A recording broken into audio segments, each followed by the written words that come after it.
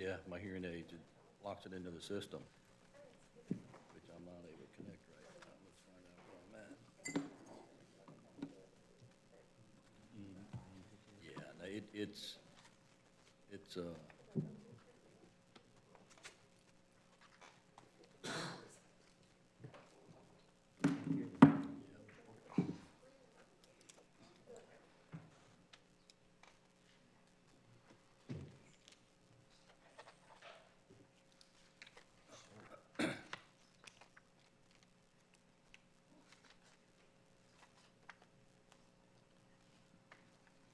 all right, come on.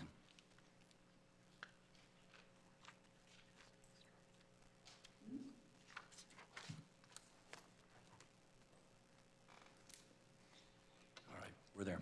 Okay, the hour 6 o'clock is upon us. I appreciate y'all letting me have a few seconds to get my ears on.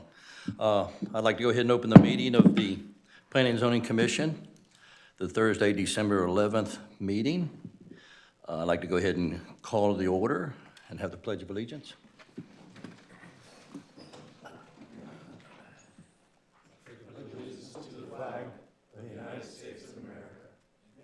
Republic for which it stands, one nation, under God, indivisible, with liberty and justice for all. Okay. Do we have any additions and deletions to the agenda? Mr. Chair, we don't necessarily have any additions or deletions, but I do want to take a quick moment to introduce our new Planning and Development Services Director, John Stoll, who is actually coming back to us. He was with us previously, and so John's here, but it's only his 5th day back with the county, so I'll be still steering the ship tonight. Thanks. Thank you. John, come up if you want to say anything. Thank you very much, Mr. Chair. Yes, indeed. I don't have much to say, but I'm really happy to be here, and I feel really wonderful being back in this community, and I missed it a lot while I was out there, so I can't wait to work with you all in the future. Excellent. Thank you. Looking forward to it. Thank you. Let's see, the next item we have is approval of minutes for the November 13th, 2025. Motion to approve. Second. We have a motion and a second. All in favor, say aye. Aye. Those opposed, same sign. Passes unanimous. Thank you. Moving on to the items. We have what? 1, 2, 3, 4, 5 items, actually. Item number 4 is items on consent. Do any commissioners have any questions or want to pull this? No? Anyone from the public like to speak on this item? Seeing none? Commissioners, a motion? You have a motion? Second. All in favor, say aye. Aye. Opposed, same sign. Passage unanimous. Thank you. Now, moving on to items not on the consent. I guess, Susan, you want me just to read this and it's kind of a pass-through like we did with the consent agenda? Yes, sir, a little similar, however, because since it's not on consent, it's not necessarily listed as a public hearing either. Right. So yes, if you could do a read-through, ask for input from staff and anybody else from the other side, and then move forward. Okay, thank you. This is actually Laurel Cove. It's a request for major site plan and preliminary plat approval for 165-unit residential plat over site plan project. The Concordia Group, LLC, applicant, Mills, Short and Associates, LLC, agent. Zoning classification is RM6, residential multifamily, up to 6 units per acre. Land use designation is L2, low density, residential 2, up to 6 units per acre. Proposed density, 3.48 units per acre. Commissioners, any questions? Mark, down your way? Jordan? Nope. John? I'm good Chip? Yeah. We can, you need to speak into your microphone too, Chip. Turn it on. You're off. Yeah. Now, what was your question so the public can hear it? My question was regarding access to the property and egress to the property, but I'll wait for staff to explain, so maybe I'm not missing something. Okay. Robert, any questions? Okay. Staff? Brandon? Good evening, Chair and members of the board. Before you today is the Laurel Cove major site plan and preliminary plat oversight plan. Project is located east of 66th Avenue, west of 64th Avenue, north of 87th Street, and a little bit south of Barber. I also want to take special note that the project entrance is technically on Schumann Drive, which is considered a City of Sebastian road. And we have coordinated with City of Sebastian in terms of engineering department, and the applicant will be responsible for doing any right-of-way or driveway improvements with City of Sebastian if they do require. On aerial is a depiction of what the site's going to look like along with existing conditions. I want to take special note that there are 2 parcels that are along 66th Avenue that are not directly connected to the property, but they are a part of the property ownership. Those parcels are, one of them is going to be a native preserve area, and then the other one's not going to be touched as well for any sort of development with this specific development. The site plan is going to call for 165 single-family plat over site plan units.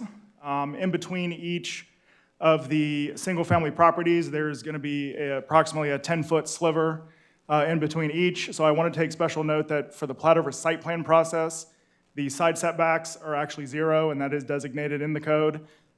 Traditionally, the plat over site plan process was to form or conform to the shape of the building, but due to the need to have a front yard and a rear yard, staff over the years has taken the stance that they're allowed to have a little bit of a front yard, which is typically a 20-foot setback, and then rear yards are typically anywhere between 10 and 15, so that they can have their appropriate sheds and swimming pools if they should want. However, for this specific development, the applicants have decided that pools will not be allowed with this development as there isn't enough room in the rear of the property, but there could be enough room in the rear to have some small things like some sheds.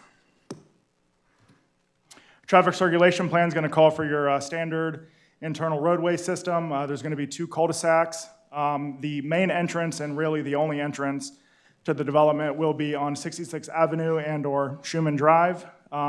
Because this project is over 100 residential units, it is required to have an emergency access, which is going to be connected to 64th Avenue. So should something happen to the 66th Avenue Drive, there will be a dedicated emergency access for fire and police and so on and so forth. Stormwater ponds are highlighted in blue. They're spread out throughout the property. Landscape plan is going to call for a required 25-foot type B landscape buffer along 66th, and then also one along 87th. There's also a 20-foot local road buffer that's going to be required along the project's western edge, or eastern edge, sorry.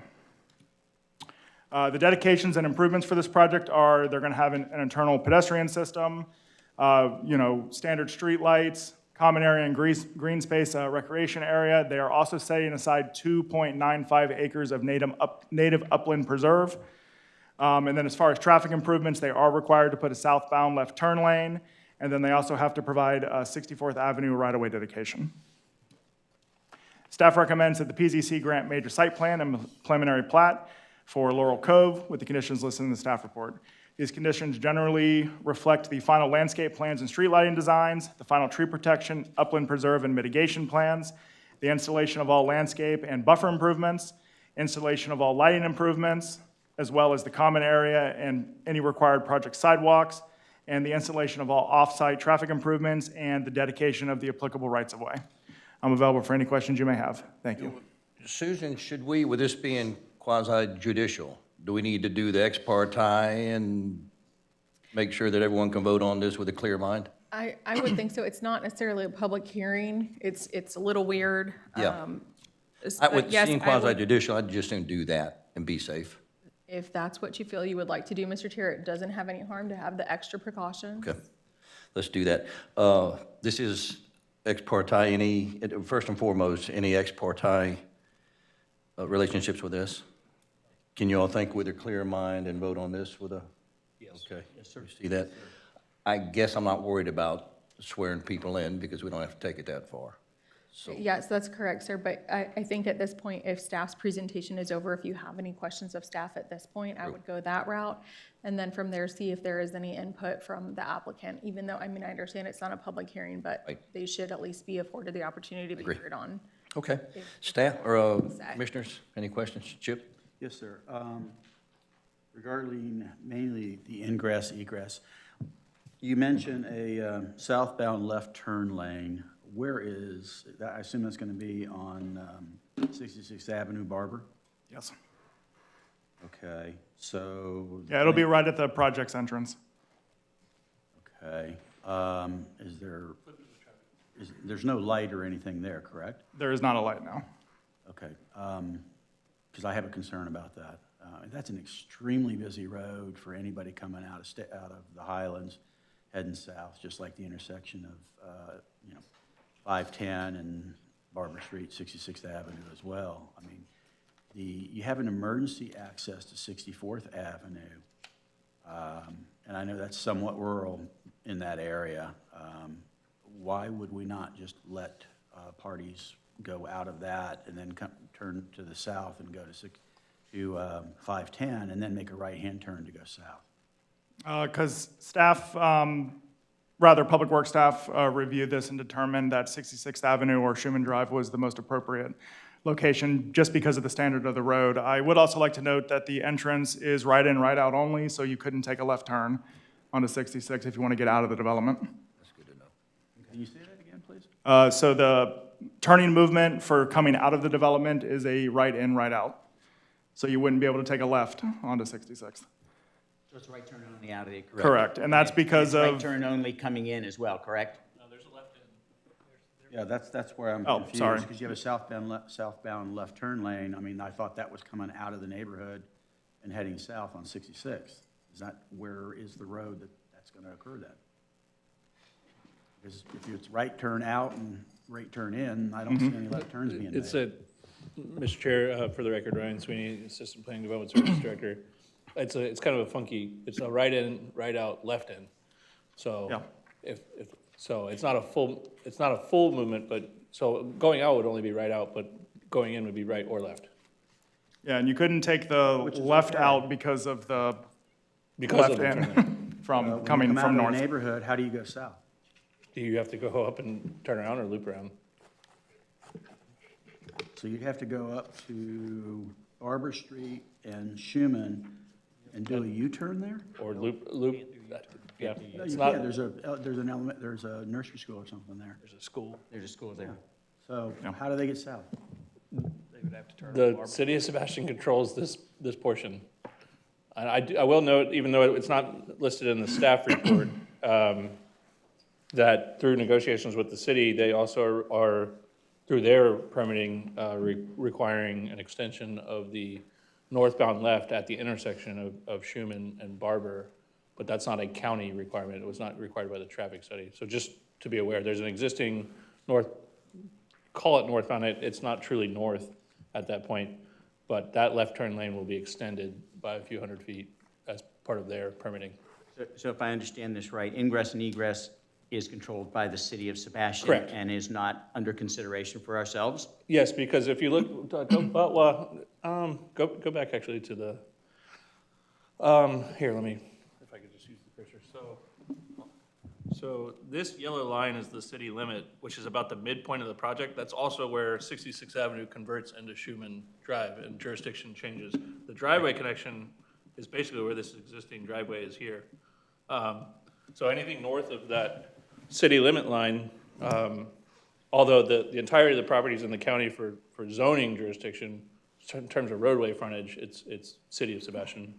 And frankly, their only frontage, in terms of roadway frontage, is all city of Sebastian jurisdiction for right-of-way.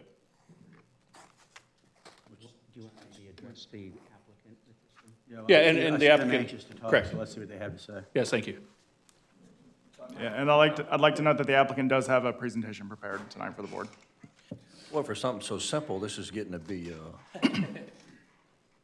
Look at me that way. Chip, Did you say that these are technically zero lot lines, meaning they'll be able to build on the entirety of the lot because there's the 10-foot buffer between. Yes, for the side setback, but there is built-in setbacks for both the front and the rear. Front and rear, but not Yeah. sides.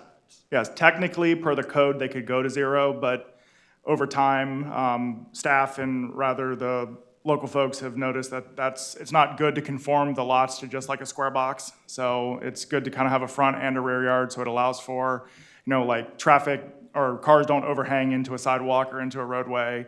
And then folks can have a little bit of amenities in the backyard, like sometimes a pool for some of these developments, or a shed, or a screen enclosure. Yard for kids to play in. How wide are the lots? Lots specifically are about 35. So that's 35-foot product Yes. on that. And is the area between the houses limited common area through the HOA and controlled by the HOA? Yes. So the only thing we typically allow within that common area is air conditioning units to be cantilevered on the building. We always try to encourage the applicants to make dedicated connections for generators within the rear yard, and this project is going to be compliant with that requirement. So you're going to allow generators in the rear yard? Yes. Okay. And I know, I'm familiar with the Willows project that was done several years ago, and it was done on the same limited common area and those kinds of things. And I will tell you, there were drainage issues, so hopefully that Mr. Mills will address that with us when he gives our presentation.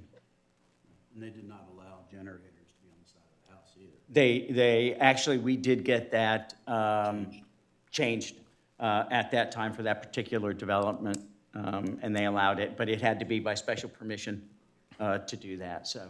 Yeah, during our review process for all these plat over site plan projects, at least the recent ones that are coming up, I always address my team and tell them that they need to require the generators to be in the rear yard, because these common areas, if you start putting generators in the common areas, well, technically it's owned by the HOA, it can create drainage problems, and then, who owns it? Right, the HOA, and they have to manage it, and Right. that was one of those concerns, just because I've had some experience doing that, so. And is there a total of 10 foot between the two houses, or 10 and 10? It's 10 foot between the houses. Just 10. So just 5 and 5. So five and technically, I guess, yeah, you could say 5 and 5. I mean, basically, that 10-foot section will be a drainage swell. It's a drainage swell, yes, That's all it'll be. yeah. Hampton Woods, or whatever that place is called. No, Let's not go down that road. let's not go there. No, well, just to be clear, You just raised my ears on the that. plat over site plan process is a Totally different. totally Okay. different and unique. This is not a plan development. Okay. And frankly, the code kind of bounds us to Right. essentially 0. Okay. So, and then the minimum 10 is more of a building code item because that's the minimum separation. But yes, so this is not a plan development and so let's just be clear on that. Thank you. Was there a difference in size of the lot prior? If you need to speak into the mic. Was there a difference in size of the lots prior to this? And plat over control, essentially the product controls what the lot, the footprint is still essentially bound by the footprint. So if they're building 40-foot product, it's a 40-foot wide lot. If it's a 35-foot wide product, it's a 35-foot wide lot. So it is custom tailored to the product. Essentially, the site plan is controlling. They've effectively lot fitted all of the units, and then they platted, down to the 0. You own to the layer of paint. I'd like to hear from the, Yeah, well, the applicant is here as well. Thank you. Yeah, Mr. Chairman, Mark? with the 10-foot strip, as you describe it, that's effectively a 5-foot setback. But you've got a 0 setback. I guess I'm worried about these places where the roofs are almost touching, and that's not very attractive. Also, I know the roof probably has to be within the property line and not in the 10-foot strip, I guess. No, not necessarily. They are allowed to overhang into the common area, just like the AC equipment. To be clear, so 2 things. One, yes, effectively, if you were to draw an imaginary line down the middle of the 10-foot, it would effectively be 5 and 5. However, in the most polite way possible, you guys don't really have a say in that. We're not Correct. talking about setbacks. Correct. Yeah. So this is Think of it as if the site plan is controlling, they have the option to never plat, and this could be Right. one giant rental community with 165 rental units with zero or single ownership. The reason that they plat over is to convey fee simple. Effectively, this is a single family condominium, if you think about it that way. Yeah. So how does this roof overhang work? How close do the roofs get? So I can tell you that, it would be essentially an 8-foot fascia to fascia. They're probably only gonna have a 1-foot minimum. Everything that's less than 10 feet has to be fireproofed. With every inch of additional overhang, it's more expensive to fireproof. So they're gonna have a minimal eave depth. Again, can't guarantee these things, but this is how the industry works. And then how do you get, you mentioned pools, how do you get equipment back? Pool equipment's gonna be on the deck behind the house with the pool. No, I'm talking about, I'm talking Oh, about. yeah, yeah, For that's this, for this specific development, the applicant's not allowing any pools. Right. And that's Oh, in that's the right. HOA docs? It will be, yes. They could say you could have a shed, so that would have to come in. Yeah, how do you get a shed through there? Yeah, it's gotta be an 8x10 with a really, really tight fitting. Again, And I'm this, not sure HOA docs will allow that, but Yeah. we can ask the applicant. sure. Yeah. These are not, this is, like, the Willows is an example of a similar product on a smaller scale. Yes, sir. And they're, relatively speaking, more of an affordable type, not affordable housing by any means, but a more affordable type of product. And that can be conveyed fee simple. Correct. And that's the whole purpose of doing the site oversight plan, is they want to convey the property as opposed to having it as a condo. They want to convey it as if it's fee simple and ownership, so they own the ground underneath the house as well, and not do it as a townhome or a condominium. It's a hybrid between a conventional subdivision and a condo, because, the common area, you've got improvements that you own in common area, the driveway, it's fairly unique, but it has worked, and Thank you. Yeah, I don't like it, but, Jordan? oh, yes. John? Good for now. Have a, I'm gonna get back to the ingress and egress. I think they have plenty of room coming in because it's like what'd you say, 100-foot, Brandon, 200-foot, something like that? Yeah. Okay, yeah, I've got it.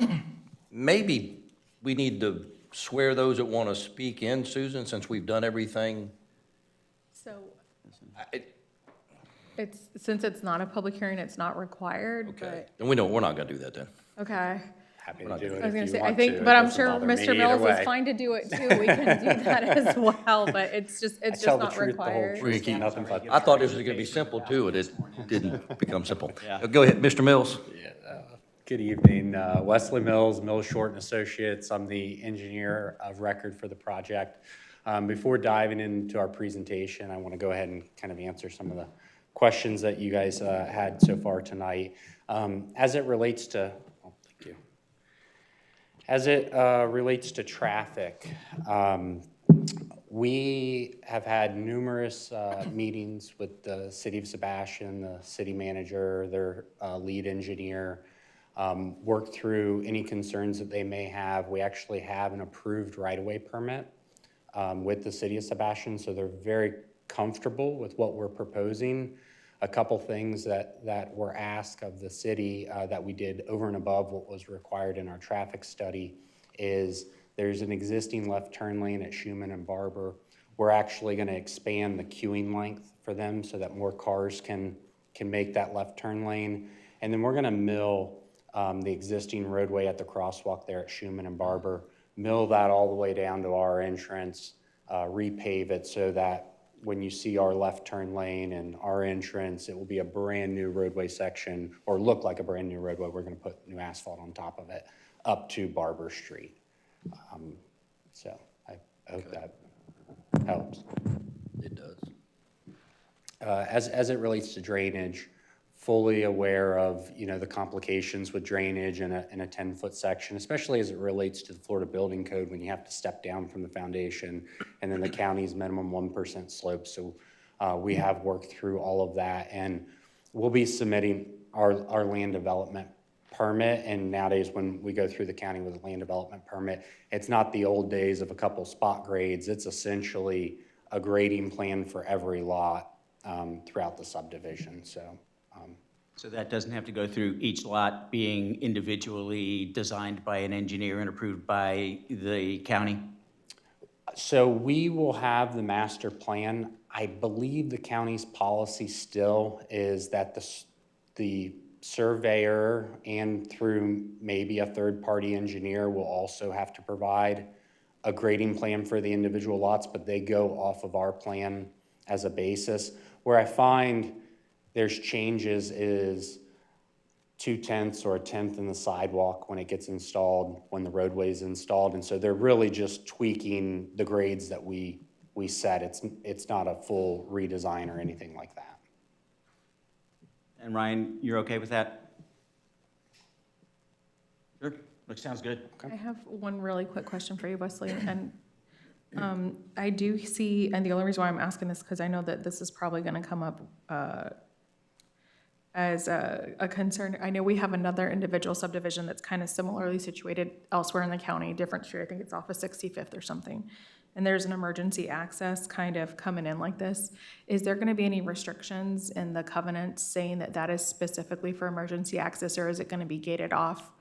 I'm just thinking, after it's out of y'all's hands in the future, that that's kind of there to prevent them from using that as a future access, because we currently have had that issue in the past 6 months, probably with another subdivision where they started using the emergency access as like an actual entrance. And so I just want to make sure that we avoid that in the future. So I always try to be preventative instead of reactive, if you will, yes. Yeah, so the intent is that it would be fully an emergency access. In the past, we've put sign, because it will look won't look like an entrance, so we'll put 2 signs on either side of the 20-foot section for the fire truck to get in, and it will say emergency access only.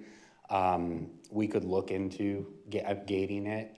The subdivision will be gated, and we'll have fencing, so yes, we will gate it. Okay, it was just a concern, because I don't want to have to worry about that in another little while, once you guys are done with it, and then that becomes an issue. Do you have a preference of what the county would like us I to can do? honestly say, at least if it was just grass, I mean, people can still drive through there, and they probably will. I think one of our commissioners gave the best example the other day was, it's like water, traffic will take the path of least existence. If they think they can drive through, they probably will. So if there could be a gate, it would probably be best practices to have a gate with like a padlock that the emergency services can get in and out of when they need to. No problem. We can incorporate, if that's not already in the plans, I know we have a gate, but we can look at that and we'll make sure that's included in our LDP. Thank you. Yep. Any other questions? Great. Thank you, Mr. Mills. Appreciate that. I guess we probably need a motion on this, then, don't we? I'm sorry, I believe he has a presentation. Oh, yeah. I have a presentation, but if you you guys wanna- don't you want to all hear it, wanna hear I'm the rest happy to of it? not give it too. This was supposed to be simple. Okay, go ahead. I'm happy to keep it simple. That's, So I just want to introduce you to the project team. The applicant is the Concordia Group. They've developed, and they have other communities within the county. This is their second project, very similar to Laurel Cove. It's another project just west of 95 off 98th Avenue. My firm is the land planning engineering firm for the project. We have Jay Morton, which is the landscape architect, and Meridian is our surveying company for the project. I think you guys are familiar on where the site is based on Brandon's presentation, so I'll kind of pass through that and the configuration of the site. Just before I get into the details of the project itself, I want to kind of share some background with you guys because I think it's important to how we develop this site. There was a previous applicant on this project, and they submitted a site plan to the county and really took no attention to the existing conditions of the site. And when we met with staff and we looked at those pre-app comments, it was obvious that that plan really wasn't supported by county staff, and there were environmental elements of the project, some native trees and habitat and vegetation and things like that. So we actually started with this project a little differently, is we went ahead and got environmental assessments, we got a tree survey, we had our arborist out on site, and before we really even laid out a site plan, we met with staff to talk about these components, and really that was the foundation of how we built this subdivision or developed it. That was kind of the base. And then throughout that, even before we got to a formal application, we prepared that site plan, we met with staff, and there were components that we were not required to do, but staff really wanted to see some communities within the county start kind of implementing some of these new practices. And we did that without having to do that. And I'll go into more details in my presentation of what those components are.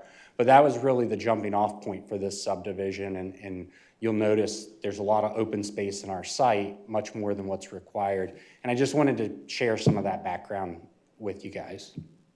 So as far as the overall site area, it's about 51 acres.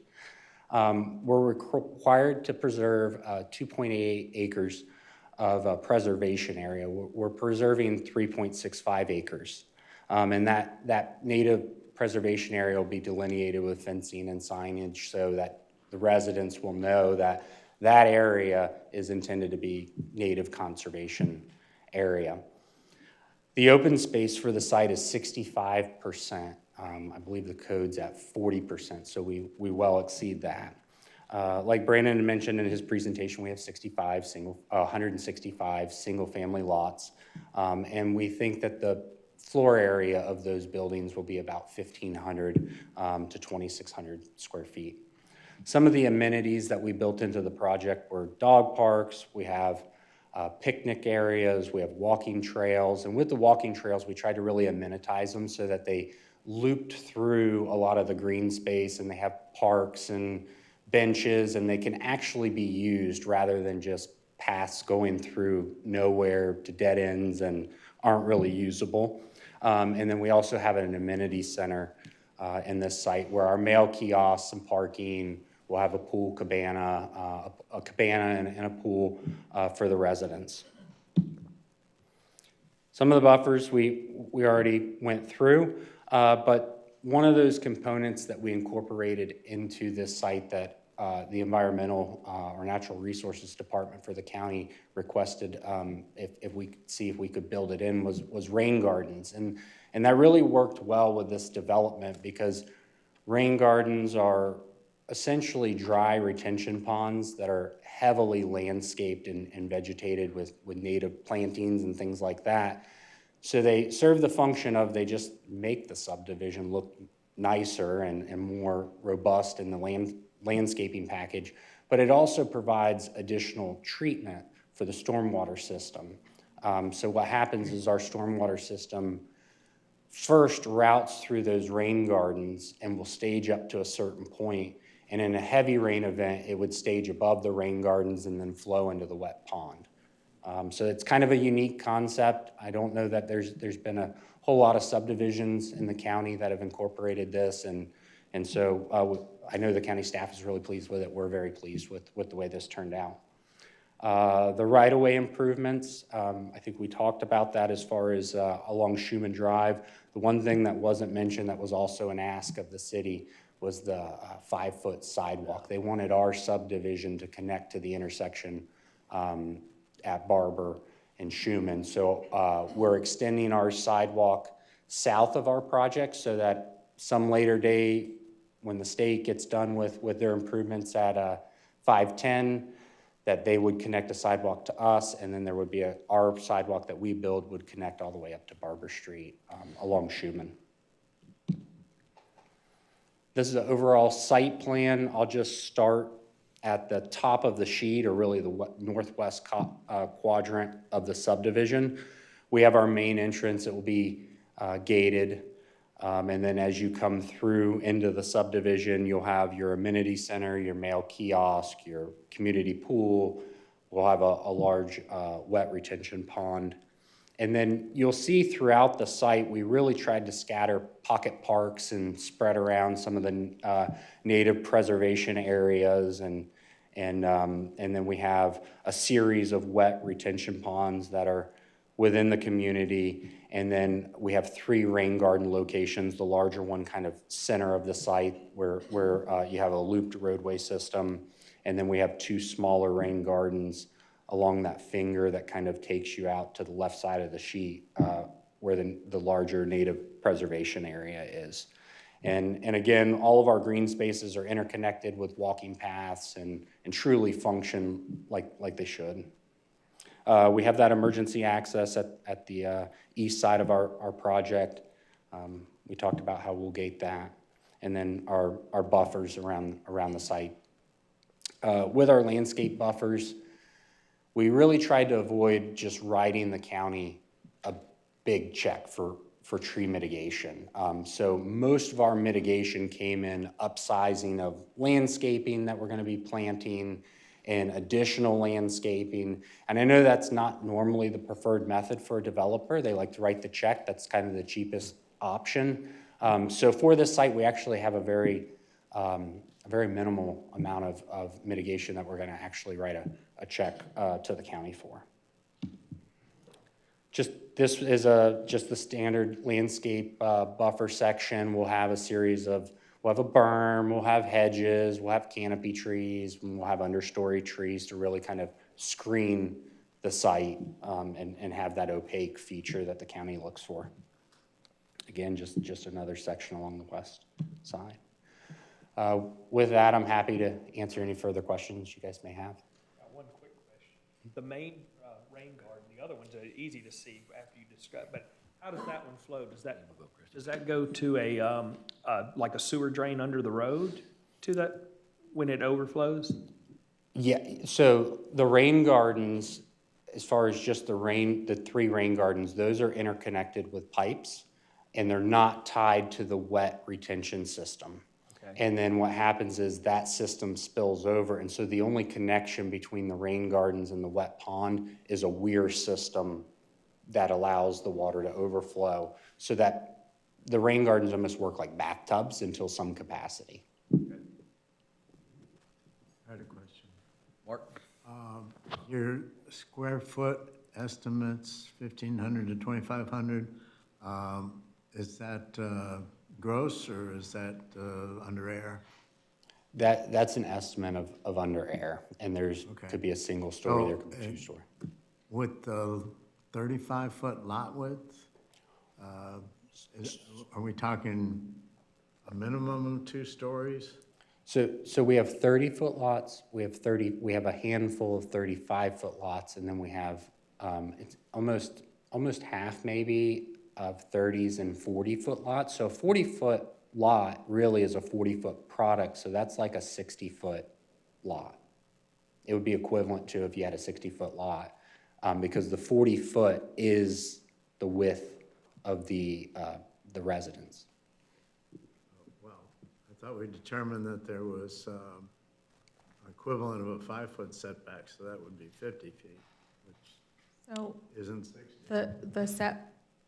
there's not really setbacks here. They're essentially, okay. But what I'm saying is the 40-foot product, this is a unique platted over site plan, but if you were to take a 40-foot product in a standard subdivision, it would really be on a 60-foot lot. So you gotta think of, if you had a 60-foot lot, could you build a 2,500 square foot house? Yeah, of course you could. And on one story, or? There's an option for a all 2 2-story. stories? No, there'll be a mixture of 1 single story and 2-story. But no more than 2? No more than 2, correct. Jordan? I'm good. John? I'm good. Robert? I'm good. Chip? Questions, please. Microphone. How many 30-foot lots, 35 and 40-foot lots? What's the breakdown? So we have 80 units that are 30 feet. We have 23 units that are 35 feet, and we have 62 units that are 40 feet. So predominantly, it's the 30-foot wide lots. Well, I would say half is probably 30 feet and half is 35 and 40 feet. Okay, and then the two stories, do we have any limitation as far as building the two stories next to each other? Because I know that used to be an issue for fire reasons, back in some of these subdivisions in '04, '05. Mr. Chair, Chip, not in a plat over site plan configuration, no. That would be a PD, allowance. Yeah, that would be a PD, and I think the fire stuff, I think that's more with the building department, as I think, Yeah. not necessarily a planning issue. Well, I'm wondering, what we do have a say-so in or not have a say-so in. Nothing?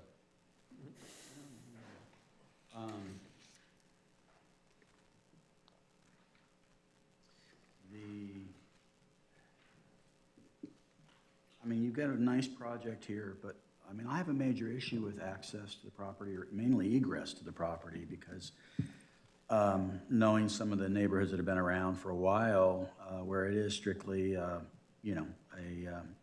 right turn only, they don't do it. They just go out and turn left anyways. Chip, I think that's Sebastian, so we have no say-so. Is that correct, Brandon? That would be correct. So you can have problems all you want. I don't mean to be ugly. No, that's fine. I'm just, It's it's a concern. Sebastian? It's a concern, and City of Sebastian will deal with it as well.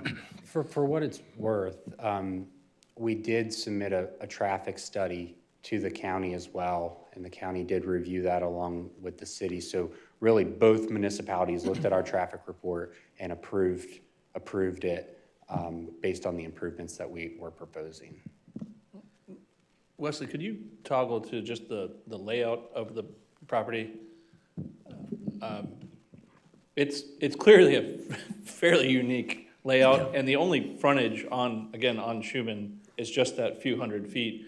64th Avenue is a substandard road in a historic subdivision, well, not historic, but an older established subdivision. So trying to provide a full access driveway through that, and ultimately, 64th eventually is the access to the the Wabasa Cemetery. So, we also have a code provision that, that roadway function is not appropriate for a driveway of this scale. So their hands are a little bit tied in what the property offers them. Well, I'm hearing our hands are tied as well, and we're looking at 30-foot and 35-foot wide lots and 40-foot wide lots, which are high density. I understand why, but there's nothing to do about it. It's a plat oversight. Correct? I don't know if you necessarily say it's high density. They're coming in at 3.48 units an acre. It is RM6, correct? We, And the RM6 is what Yes. allows you to do the site Yes. over site plan, plat over site plan, right? Yes. we could do 284 units here. So- But because we preserved kept the open space, preserved trees, that's how we ended up with the 165. Yeah, Mr. Chair and Mr. Rotel, yeah, precisely. So the only way you can do plat over site plan is with that multifamily zoning, because again, if you really think about it, they could elect not to plat. And effectively, this is what I would call a detached multifamily development. But Wesley's right, they could do multifamily, 3-story, apartments and hit that number, and then I'm sure the traffic would be considerably more. So, but it is a single-family product, and it is at 3.48 units. So we tell folks all the time, in a conventional RS3, we typically yield about 2 units per acre. RS6, we typically get to 4. If you're lucky. They're not even there, and it's not even a conventional. So, thank you. Chip, you good? Wesley, if you go back to the last, that one. I want to commend you on showing us, I'm glad I let you do this and into your project, because this is really unique in what you've done, and having sat through a lot of, not necessarily these, but different types of zonings, I like what you've done here with what you had to work with. And believe you me, Chip, I don't like these, I'm not even gonna go down that road. I really appreciate what you've done with this, I do. Any other questions? Thank you. All right, commissioners, need a motion? I'll make the motion to approve. Have a motion, there's a second? I'll second. There's a second. All in favor, aye? Aye. Those opposed? Passes unanimously. Thank you. Okay. Moving on to public items. Item number 6. This is Hires rezoning, Hires Properties LLC's request to rezone approximately 18.08 acres from A1 Agriculture District to RS3 Residential Single Family District. This is quasi judicial. Any declaration of ex parte? Can you all make a clean and clear vote? Okay.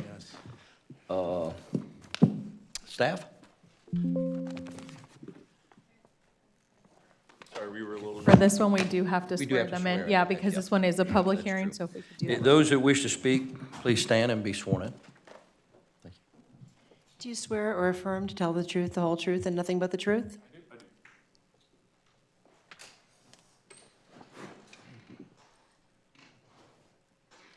Good evening, Chair and fellow commission members.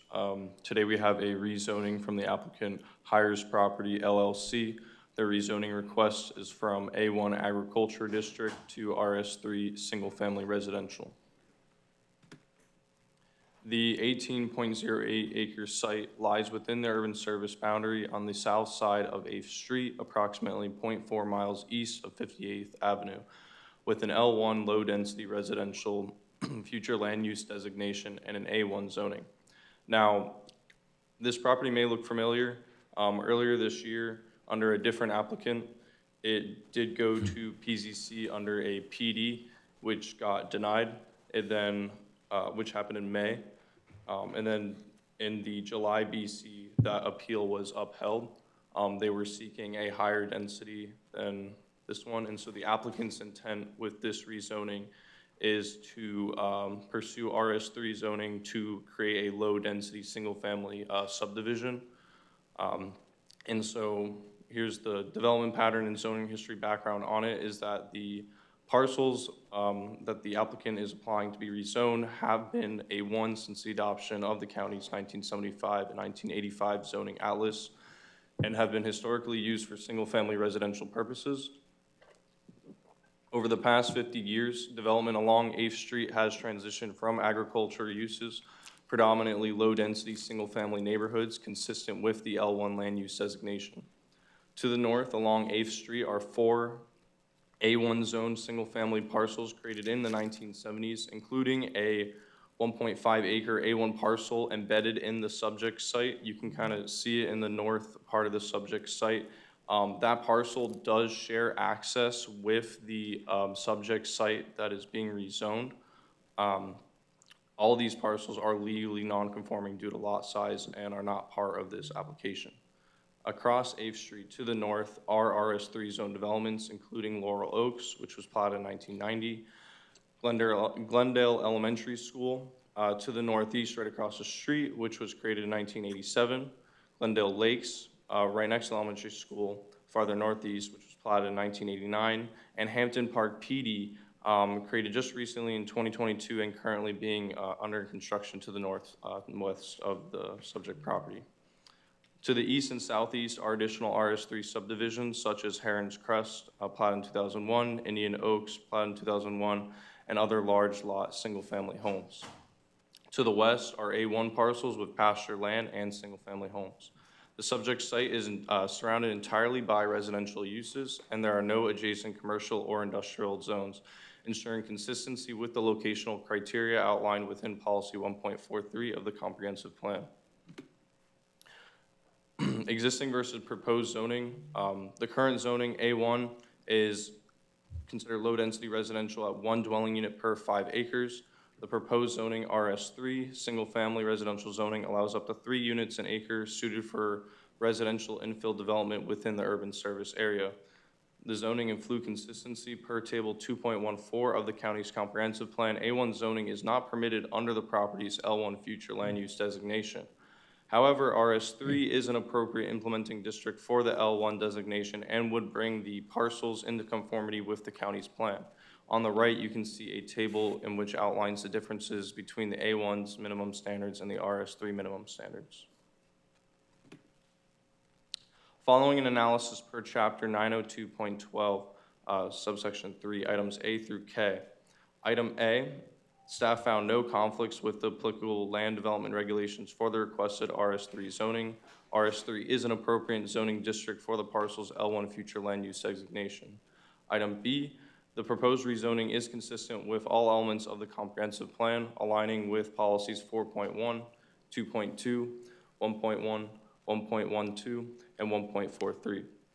Item C, the subject site is currently undeveloped, and the proposed RS3 zoning would not cause any conflicts. No land use amendment change is required for this request since RS3 is consistent with the L1 designation and falls within the urban service boundary. The applicant's request brings the zoning into conformity with the future land use of L1. Items D through K, staff identified no inconsistencies with these standards of review, specifically as it relates to the county's thoroughfare plan, roadway LOS, environmental conditions, public services, natural resources, compatibility, or compliance with county plans. All rezoning review criteria A through K have been satisfied. Conclusion and recommendation, the requested RS3 zoning district is compatible with the surrounding area, consistent with the goals, objectives, and policies of the county's adopted comprehensive plan, consistent with the county's land development regulations, deemed suitable for the subject property, and supported by staff. Staff recommends that the Planning and Zoning Commission recommend that the Board of County Commissioners approve this request to rezone the subject property from A1 to RS3. Thank you. Thank you, Lawrence. Commissioners, any questions? Chip? The only question I had is it mentioned the only question I had is, thank you, is they mentioned about the shared driveway. Yes, correct. So, We'll see that on the site plan. yes. Okay. No, it seems to be appropriate. Okay. John? Jordan? Mark? Okay, I'm good. At this point in time, we'll open up for public. Anyone in the public like to speak? Seeing none, we'll close the public hearing. Motion to approve. Second. All in favor, say aye. Aye. Those Aye. opposed, same sign. Passed unanimous. Thank you. Moving on to item number 6B. This is Blue Water Bay PD modification.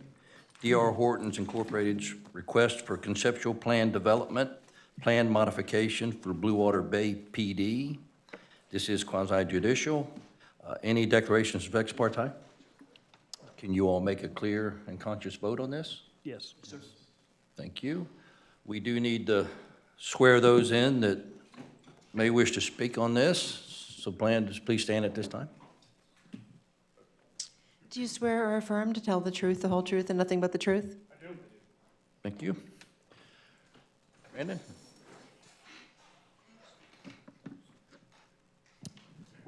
All right, before I begin, just want to make a note that this is a conceptual PD modification for just the public benefits due to a reason that I'll get into in the presentation. We're not talking about setbacks tonight or lot coverage or anything else but the public benefits for this project. All right, so with that, good evening, Chair and members of the board. Before you today is the Blue Water Bay conceptual PD modification. The project is located north of 85th Street and east of 90th Avenue. I'd also like to take special note that these roadways are, I believe, under DOT jurisdiction now, or will be if they are not. So the county is in the process of transferring all of those rights of way to the Florida State DOT. So the history for the project, February 15th, 2005, the Board of County Commissioners granted PD special exception and conceptual PD plan approval for the Blue Water Bay plan development. The preliminary PD plan and plat approval was also granted at that time. Under this approval, they had 379 residential unit lots on 141.97 acres of property. That accounts for a density of 2.67 units to the acre. The development commenced construction, but was not completed, and the preliminary PD approval expired, while the conceptual PD and special exception approval remains valid. So after tonight, should you forward any recommendation, it will go to the Board of County Commissioners, and they will either approve or deny the conceptual. If everything is approved, then the preliminary PD plan will eventually come back to this board, and it'll stop at this board if you approve it. And then if it's denied, then it can be appealed to the Board of County Commissioners. So the request tonight is the applicants are seeking a modification to the approved public benefits along with an additional ingress and egress driveway connection to 85th Street at the southern portion of the property. And this is going to actually connect or allow connection to a driveway across the road to Treasure Coast Elementary. So the reason for this request, a recent lawsuit has shifted access rights to the lateral D canal to a new landowner who is denying access and will not allow the required Blue Water Bay PD Bridge to be built over their air rights. So for the PD public benefits, I'll just kind of go over kind of what's been completed, what's partially completed, and then what still needs to be accomplished. So for number one, County Road 510 right-of-way dedications for future roadway alignment, that was completed in the past. Stormwater retention and annulment for County Road 510 right-of-way dedication and alignment. It's in permitting and construction has been completed. A 30-foot right-of-way dedication for future 86th Avenue has been completed. The bridge design to cross lateral D was partially completed, and the applicant will be transferring those plans over to the county should there ever be a need to put the bridge over the lateral D canal, and maybe we're somewhere down the line we're able to kind of mitigate for that. Because there's actually another property to the north of this that also is going to rely on access for that bridge crossover that is in the city of Sebastian. So on to the stuff that kind of still needs to be completed.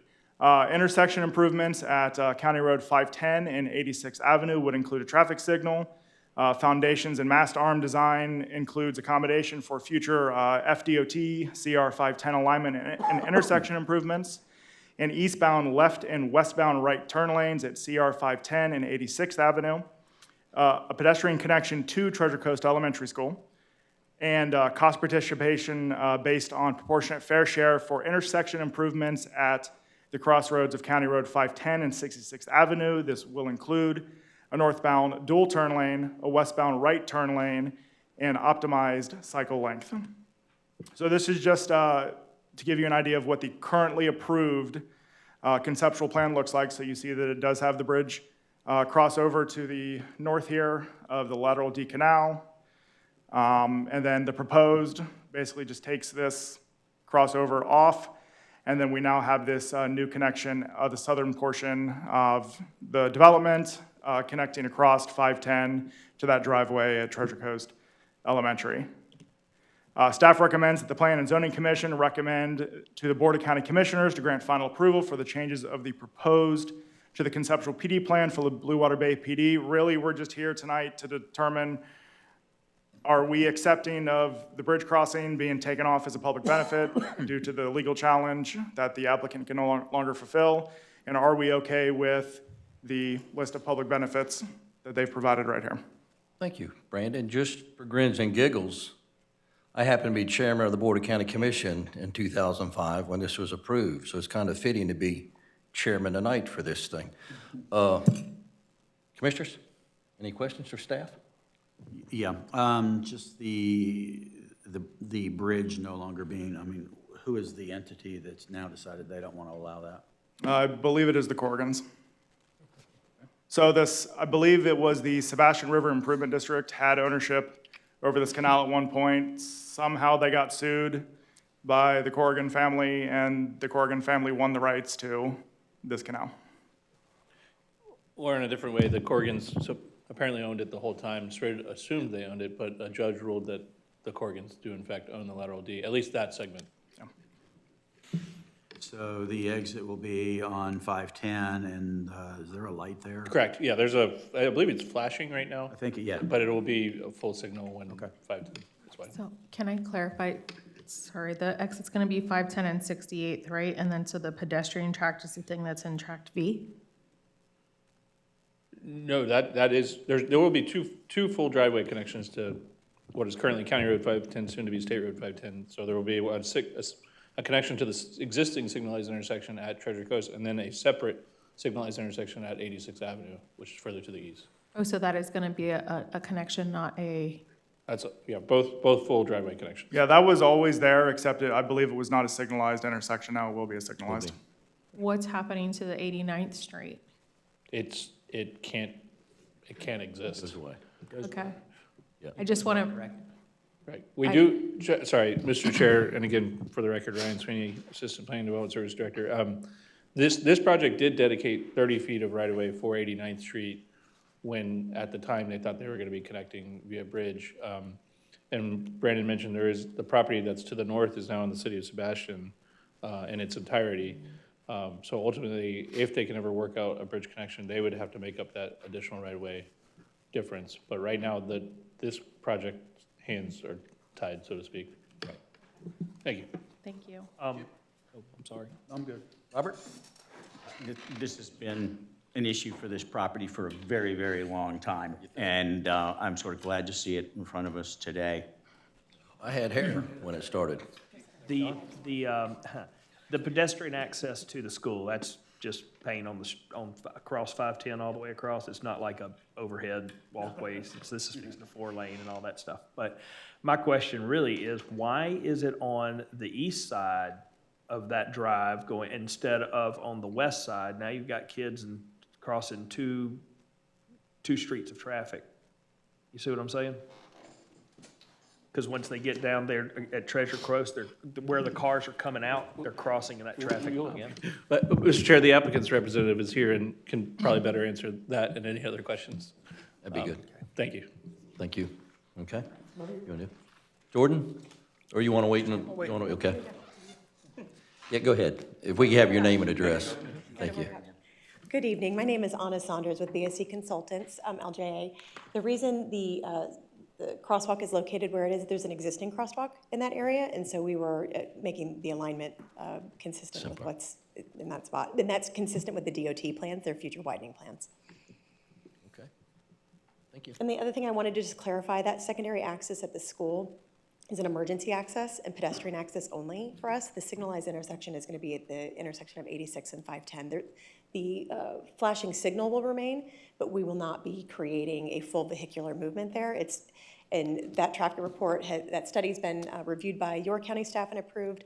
It's currently in at DOT. There, as Brandon mentioned, there has been a changing of the guard with that section of roadway. So we had already been coordinating with both Indian River County and DOT, knowing that that transition was coming. And we're working with DOT specifically right now to transfer all of our permitting requirements over to them and be able to start that process. Excellent. May I ask a question? I'm sorry. Yes, ma'am. Ms. Saunders, I just want to clarify, so that's not going to be a full access then across the street from the school, it's just an emergency access? That's correct. Okay, is that similar to the question I asked earlier? If it's an emergency access, is it going to be gated so that members from the community cannot, okay. Yeah, that's That's correct. So it'll be similar question. Yes, Sorry, it'll be, thank you. So it'll be situated with the, the Knox box, the whooping system, the siren type gate, whatever the fire department is. Thank you. Requires and approves. Yes, ma'am. Excellent. Jordan, any questions? Mark? No. Okay. Anyone else from the public like to speak? Seeing none, we'll close the public hearing. Commissioners? Need a motion? I'll make a motion to approve. Have a motion, is there a second? Second. Second, all in favor say aye. Aye. Those opposed, same sign. Passes unanimous, thank you. Okay, moving on to number 6, item C. This is food trucks ordinance, consideration of staff-initiated land development regulations, amendments to create allowances and regulations for mobile food dispensing vehicles, food trucks. Staff, Brandon? Thank you, Chair and members of the board. For you today is the land development regulations for amendments to introduce mobile food dispensing vehicles or food truck regulations within unincorporated Indian River County. And we're going to kind of use the moniker tonight of mobile food dispensing vehicles because that's the nomenclature that's used in state statute. So for the LDR amendment process, this is legislative in nature. It requires a public hearing by the PZC with a recommendation to the BCC, with a final public hearing by the BCC, which is anticipated to go to the last BCC meeting in January, should this move forward with a recommendation of approval. So a little background and analysis. So the county LDRs currently have no regulations on mobile food dispensing vehicles and are therefore considered prohibited across the board with the following exceptions. They may be approved through a temporary use permit at a special event, and they may be operated at the Gifford Farmers Market. In 2020 and 2023 respectively, the state of Florida adopted certain statutes that preempt local governments from imposing their own licensing or fees. Local governments maintain the ability to regulate food trucks with respect to location or zoning district, hours of operation, site compatibility, and aesthetic standards. On July 15th, 2025, the Board of County Commissioners directed staff to prepare a set of staff-initiated regulations. Staff gathered and analyzed input from that commission meeting and prepared the regulation based on the input from that meeting and from the requirements of Section 509.12 of Florida statutes, which governs mobile food dispensing vehicles. Based on the definition of mobile food dispensing vehicles contained within Section 509.102 of Florida statutes, staff prepared the following definition to insert in Section 901.03 of our county LDRs. That definition is as follows. Mobile food dispensing vehicles, or food trucks, shall mean any vehicle that is a public food service establishment and that is self-propelled or otherwise movable from place to place, and which includes self-contained utilities, including but not limited to gas, water, electricity, or liquid waste disposal, consistent with the definition provided in Section 509.102 of Florida statutes, and this definition is verbatim from that statute. A little LDR highlights. So for state preemption and compliance, as I said, it's regulated under Section 509.102 of Florida statutes. Food trucks shall maintain a valid state license under Chapter 509 Florida statutes. They shall comply with state health, sanitation, and food handling requirements. The county, which is us, cannot require a separate county-issued business tax receipt, license, registration, food service permit, or fees specific to mobile food dispensing. Local regulation shall be limited to zoning, public safety, traffic, and location standards consistent with state preemptions. For location and zoning, there was a large discussion at the Board of County Commission meeting about where the commission wanted to see mobile food vending. It was landed that the commission would like to see them in CH, which is commercial heavy, IL, which is light industrial, IG, which is general industrial, and within commercial PD zoning districts like you would see with the Sam's Club and Walmart commercial PD. Placement may not obstruct public sidewalks, roadways, which are public or private, required building access, driveways, drive aisles, loading area, or fire lanes, operate within 10 feet of any building entrance or 20 feet of any intersection or traffic control device without prior authorization by the county, or operate on an unimproved or unpaved surface unless it's part of a special event. So kind of think like the county fair or the firefighters fair. Hours of operation, the county commission was very adamant that they wanted it to operate from 7 a.m. to 9 p.m. unless it was approved through a special event. And the county commission was also adamant that they did not want these mobile food dispensing units to remain overnight on any property, and that the food truck shall vacate the premise at 10:30 p.m. unless approved through a special event. For waste management, they shall provide self-contained refuge and liquid waste storage. Waste shall not be discharged onto the ground, into stormwater drains, or into any water bodies. All litter and debris shall be removed before vacating the area. As far as utilities, all powers connections shall be self-contained and plugged into an approved power source meeting county building and fire codes. Generators, which would typically be quiet generators, shall not create excess noise or fumes. Parking and access shall not occupy required parking spaces for the property's principal use unless approved through a special event. So, for instance, if Walmart's required to have, we'll just say 100 parking spaces, the food truck would not be able to take over any of those 100 parking spaces that are required, but if they had 200 parking spaces, which would be 100 in excess, then the food truck could be located on any of those parking spaces as long as they don't deviate from what's approved. For signage, they shall be affixed to the vehicle, and no more than one freestanding A sign shall be allowed. We're also going to prohibit inflatable or flashing signs. As far as furniture is concerned, no tables, chairs, or tents allowed unless part of an approved special event where those items are allowed. Vehicle credentials, the respective state Department of Business and Professional Regulation license, as well as any fire and health department inspection report shall be promptly displayed. This is an important one. The mobile food dispensing vehicle must have written consent from the property owner and must be presented if requested to by any county official. And then for special events and coordination, they shall conform to all event-specific conditions imposed by the county and/or applicable fire, law enforcement, or emergency management agencies. Staff recommends that the PZC recommend that the BCC adopt the proposed LDR amendments to institute mobile vehicle dispensing vehicle regulations within unincorporated Indian River County. I'm available for any questions you may have.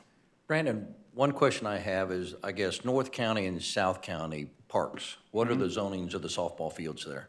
Are they heavy, I don't know. But we have food trucks out there, so I'm just saying, I want to make sure that this, Those would be through special event. yeah, Yep. got it, okay, thank you. Commissioners, any questions? Chip? One question I have is the requirement that they have to be relocated every night. But if it's a 3-day event, why are we making them move it every night? Those would also be exempted under. Special event. Okay, on that. And then, let me see the rest of my notes here. You mentioned that it has to be approved by the owner of the property, but if it's a long-term tenant on the property, is that not going to be sufficient? I believe the text actually says or agent, Well, okay, and I wasn't assuming an agent because, or authorized agent. or authorized so, agent, yeah. okay. Yeah, we have a more expansive language in the actual Ordinance. ordinance that's going to go through, but this is just kind of a generality. Does the city of River Beach have anything regarding this? They have their own regulations that Okay. have been adopted. All right, 'cause I've noticed something on one of the locations there that it's pretty much permanent. But that's the city. Shooting a zing at the city? Pardon? Are you shooting a zing at the city? I'm questioning. I'm Well, you got questioning what their rules Sebastian were. tonight, you got City of No, River I'm not, Beach. no. Don't put me in there. And then, I'm sorry, just checking here for anything else. Trying to get you off focus. I know.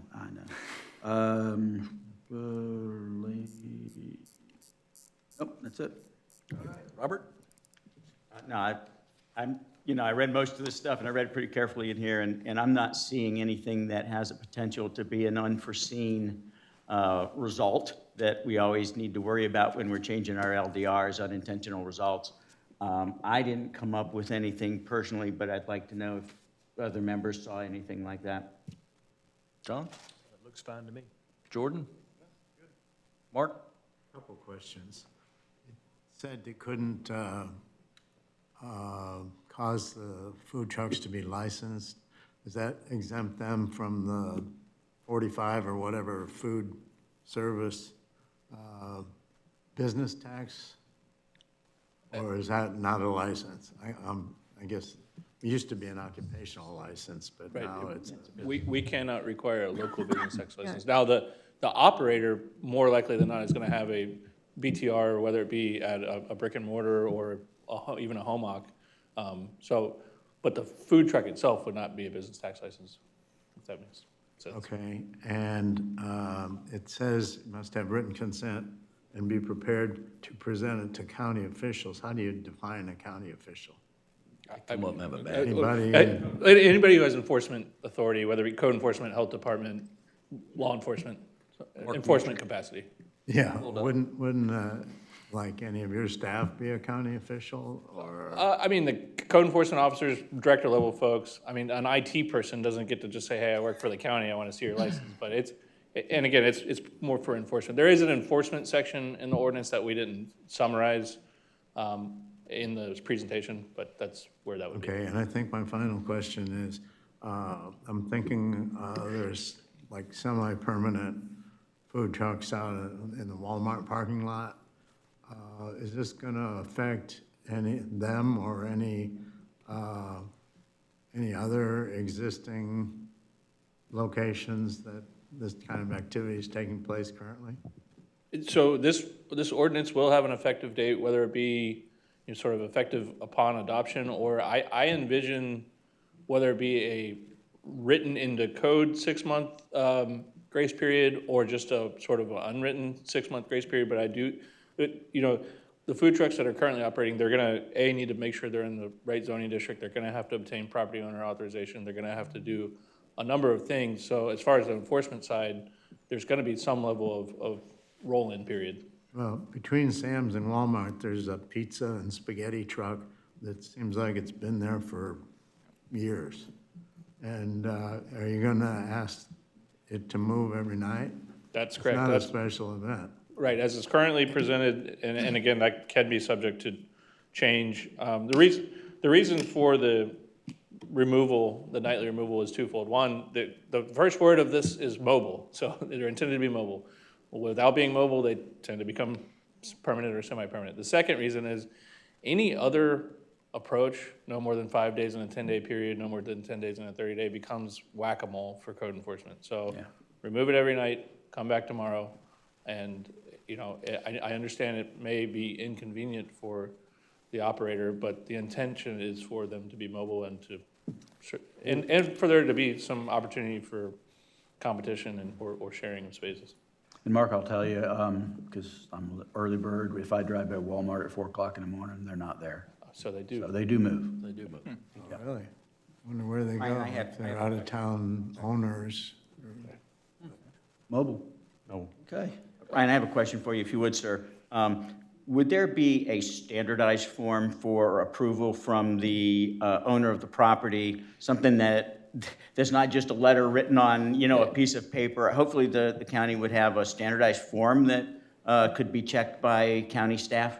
That's a great suggestion, and Susan, I certainly won't volunteer your office, but we can work together on coming up with something to that Maybe effect. something go on a website, yeah. Right. Yeah, that can be filled out, so it's uniform at least on that, because, you know, I can just see somebody trying to hand you a piece of, you know, paper on the back of a menu or something that's Right, signed by right, right. somebody. We You just know have- what I'm saying? We just have to be careful that it not be deemed a license or Right. permit. It's a form that we're providing as a courtesy, but not, you know, again, it's ultimately up to them to furnish. Is this something you might want to have notarized?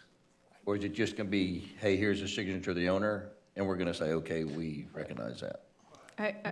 In all honesty, the owners, we can look that up very quickly, usually on that's true. SunBiz. So we can kind of see who's on there, who's signing, unless it's like a tenant. Right, right. Keep it simple. I've also, something different. I've used the term before, that specific provision is self-policing. If the owner doesn't want them there, they're gonna, you know, they have the right. or the- It- right? it So does. It's, you know, it'd be, unless they're a out-of-town tenant or out-of-town owner and somebody goes rogue, but more often than not, you know, that, like I said, that's a self-policing type thing, but it's And just. my concern, Ryan, was ease for these food truck owners. Sure. If it's a standardized form, they can just download, have the guy sign, then they're not trying to, you know, Come up with go, something. how do I do this, how do I do this? So I would like to see that as part of this, that there'd be a standardized form that they can do to make it easy for them. Yes. Just real quick, that Mark's stuff made me think of this. There was a section in that something said they couldn't have any chairs or tables or anything unless, there was an exception unless. Unless part of a special event. So what about, like, for example, the food truck that pulls up at Home Depot? Right. There's a picnic table there. Right, I so think that might is be sort of Home a. Depot's, I don't know. Yeah, that's but- that is sort of a loophole. If the establishment already has chairs or tables for other reasons or other purposes, then in theory, you know, again, the intent is for the customer to go to the food truck, get the food, and then if they can utilize I existing. just, you know, what Mark, what he was saying about unintended, the other one I'm thinking of is the Garcia's Taco Truck in Fellsmere. There's, you know, it moves in and out of there, and there's picnic tables on that site. Yeah, that's not the intent of this ordinance. City of Europe, that's the city of Fellsmere, though.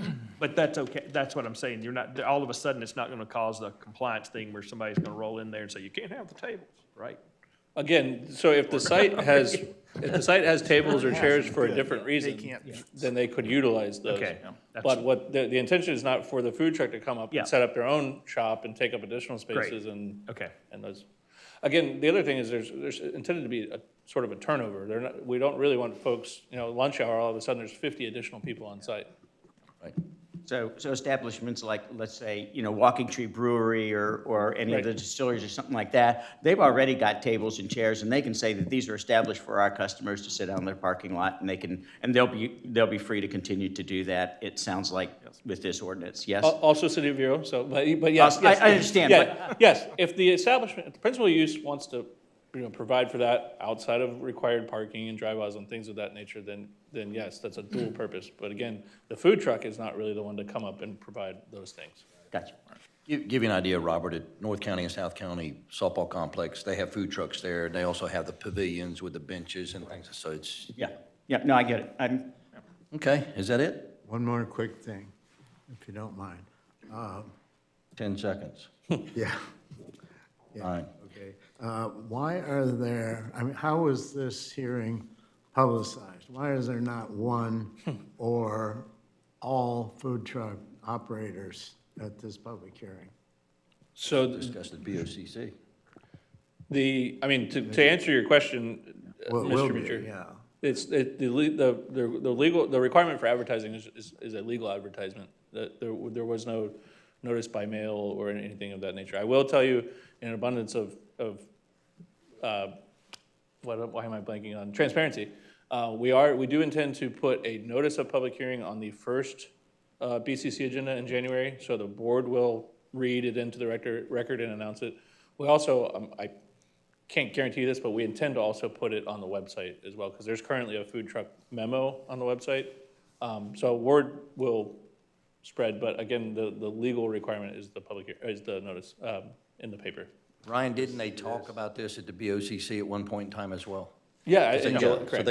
they've been through this, Mark. Yes. What about the, Imagine it's not taking the vast majority of food truck operators by surprise. Well, The only reason I mention yeah. it. Yeah. yeah, they have a set of rules to follow. Have we had any conversations while you guys are putting this together from the food truck operators?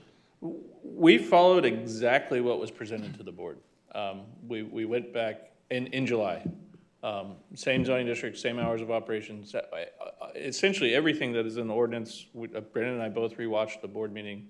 So word for word, notion for notion, nod for nod is what was baked into the ordinance. This is a public hearing, and we have a big crowd that wants to talk on this.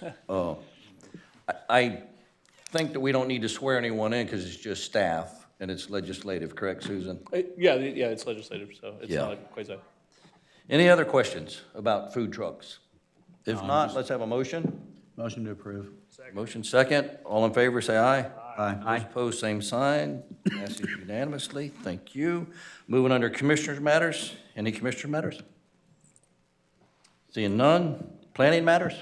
Yes, Mr. Chair, two quick items. One, this is our last meeting of the year, so it was another busy, productive year. I anticipate a rather, at least busy start to 2026, so happy holidays to everyone, and hope you guys take the time to enjoy. And unfortunately, I do anticipate we will have the January 8th P&Z meeting, which is the first sort of full week back for most folks, but we do have at least one item that we need to get to that meeting. Okay. Thank you. Attorneys' matters. Susan? I don't have anything at this time, thank you. I like that. Well, this meeting is adjourned. Thank you all.